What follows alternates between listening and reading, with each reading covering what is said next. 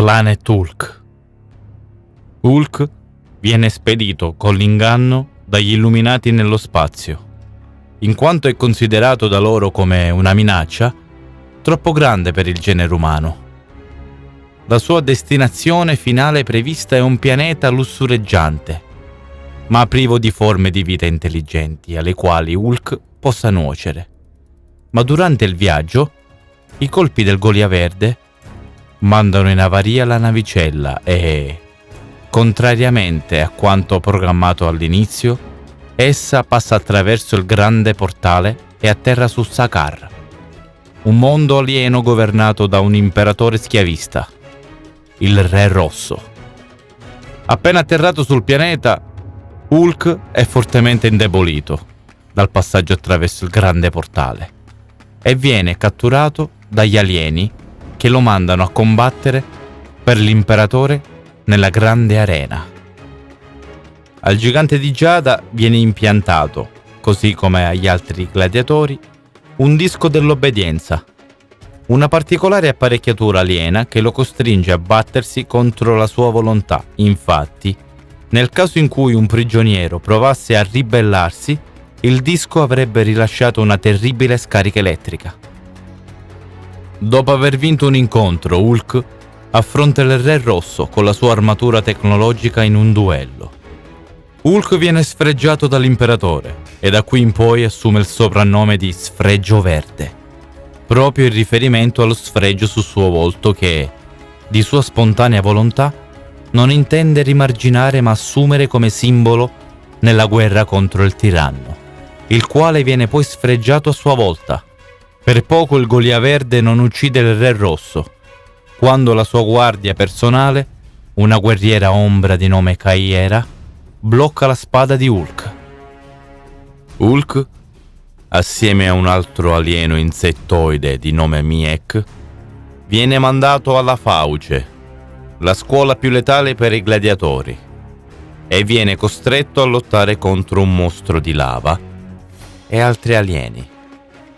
I superstiti dello scontro sono Hulk, Miek, un guerriero ombra di nome Hirom, un membro della Covata, 2 alieni nativi di quella terra e Korg, uno dei membri di quella razza di alieni rocciosi che Thor sconfisse ai suoi albori.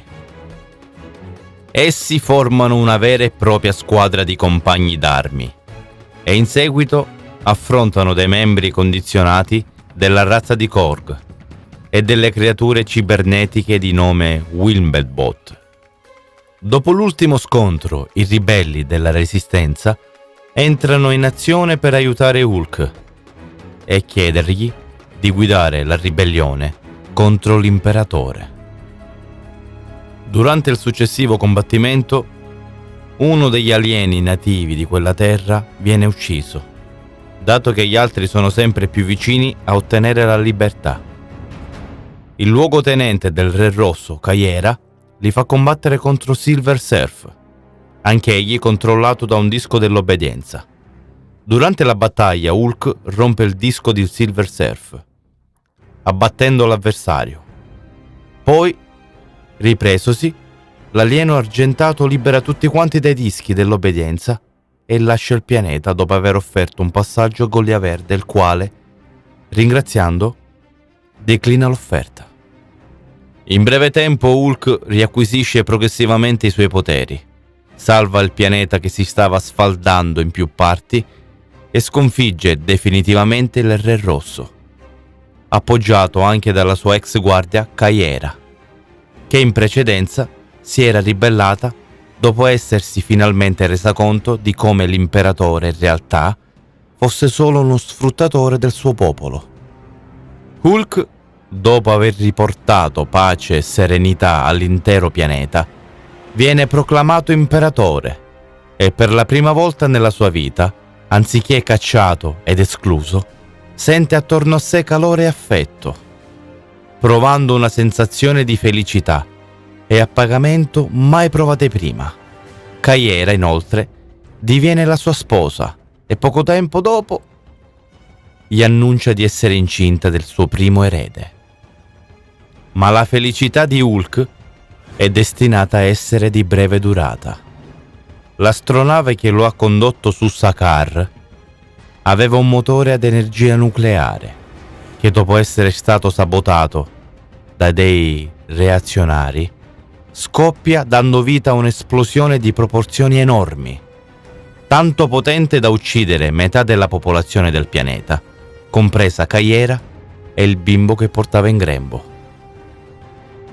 Dopo tale evento Hulk è distrutto dal dolore e non ha più voglia di vivere, ma il suo sconforto si trasforma in furia cieca verso gli Illuminati, secondo lui colpevoli fin dall'inizio del sabotaggio della navicella e quindi responsabili della morte di così tanti innocenti, oltre che di aver distrutto la serenità che il Golia Verde, dopo tante fatiche, era riuscito a costruirsi.